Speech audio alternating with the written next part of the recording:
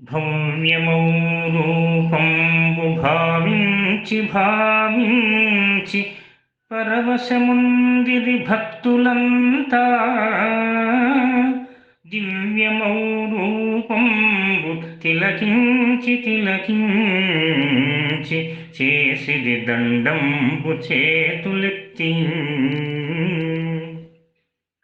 రమ్యమౌ రూపంబు రమ్యమౌ హాసంబు మరి తలచిరి మరువలేక. మధురాతి మధురమౌ మాధవు లీలలు కీర్తించే భక్తులు క్రీడగాను. తలపులోనను నిండిన తండ్రి వీవు కంటి రెప్పగ మమ్ముల కాయు సామి. శ్రీనివాస హే శ్రీకర చిద్విలాస సప్తగిరివాస శ్రీధరా శరణు శరణు.